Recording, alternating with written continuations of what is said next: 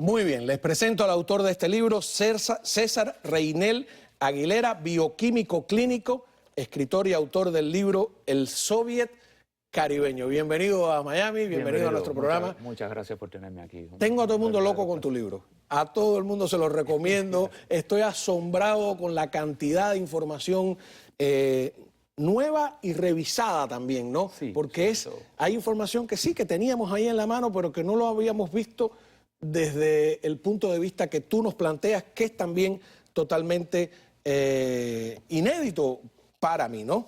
Antes de empezar con el libro, yo quiero un poco hablar de ti, ¿no? De quién eres, quiénes eran tus padres, por ejemplo, que me parece muy importante decirle al público quiénes eran tus padres.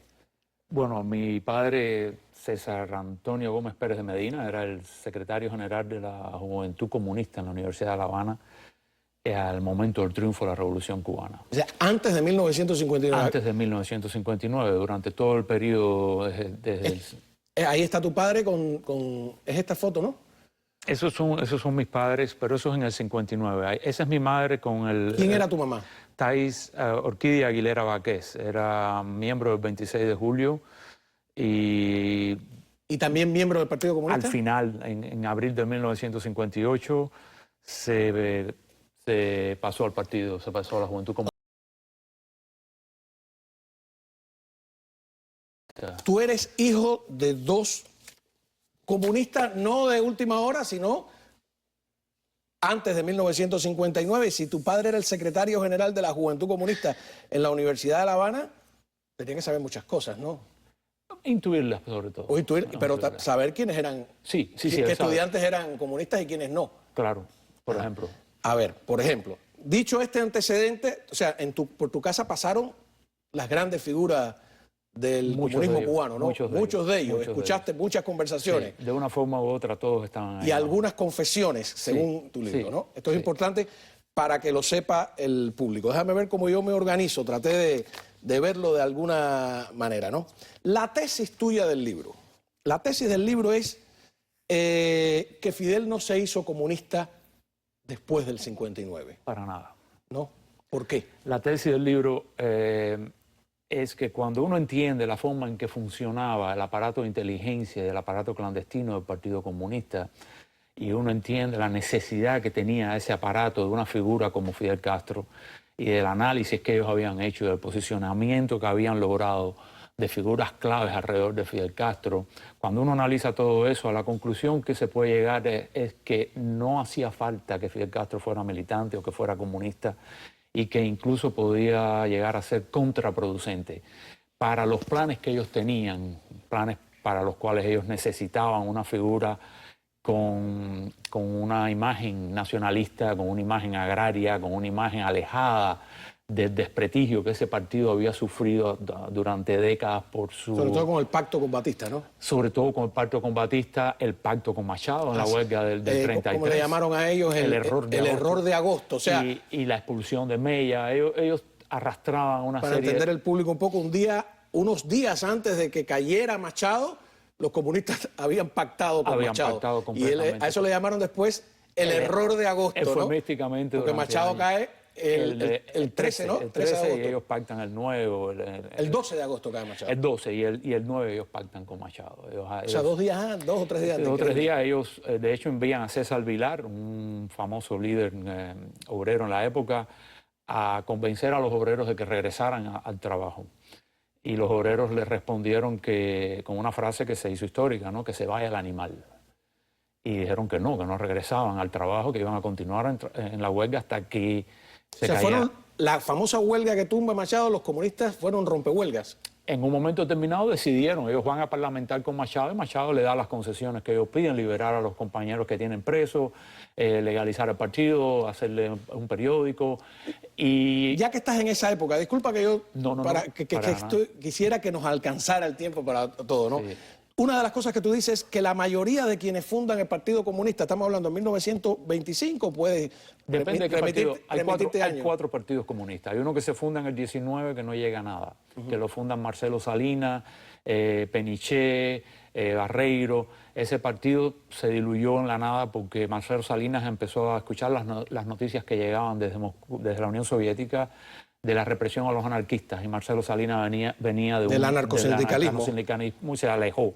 Entonces hay otro que se funda en el 25 que lo funda Fabio Grovar, es el que se conoce como históricamente el primer partido. Ahora, ese que funde a Fabio Grovar, según lo que yo leo en el libro, la mayoría de los fundadores no son cubanos.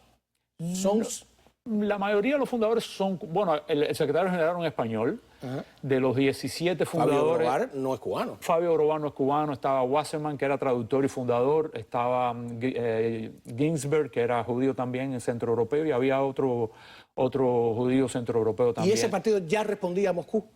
Oh, ya, sí. Desde el primer momento. Ya, en aquel momento. Fabio llega con la misión de crear ese partido y de garantizar que... O sea, que la creación del Partido Comunista de 1925 no es una idea surgida espontáneamente dentro de Cuba, sino... No, eso es una orden de Moscú. Eso es una tarea asignada a Fabio Grovar y a un grupo de comunistas centroeuropeos de origen judío que ya estaban en La Habana. Parece un dato menor, pero no lo es. No, de hecho hay una serie de coincidencias que no son tales. Por ejemplo, días antes de la fundación del partido envían una delegación a un barco soviético que está descargando en Cárdenas y se reúnen con los marineros, ese famoso barco que dicen que Mella fue nadando, que no fue nadando, fue un bote. Fue un bote. Y eso no es casual, ¿no? O sea, Mella, mencionas a Mella. Sí. ¿Los comunistas mataron a Mella? No. La Internacional Comunista, sobre todo Vittorio Vidal, no les hacía falta. De hecho, eso es otra cosa. Pero él no tenía una pelea gigantesca. Él tenía una serie de peleas, pero Machado lo andaba buscando para matarlo. Entonces, en esos casos... ¿Se favorecieron los comunistas de la muerte de Mella? Absolutamente. A partir de la muerte de Mella, ellos dicen que termina en el Partido Comunista el amarillismo, el mellismo, le llaman de varias formas, y es que Mella era un libre pensador, Mella era cubano, profundamente cubano, y él siempre discutía todo en base a los intereses de lo que él consideraba la clase obrera cubana y los cubanos. Y eso se le iba de las manos, el control de la organización se le iba de las manos a Grovar. Entonces la muerte de Mella es el momento en el cual ese núcleo fundador logra el control absoluto de la organización y ya no hay ningún líder, porque Mella era por encima de todo un líder. Un líder estudiantil. Sí. ¿Tina Modotti tiene que ver con su muerte?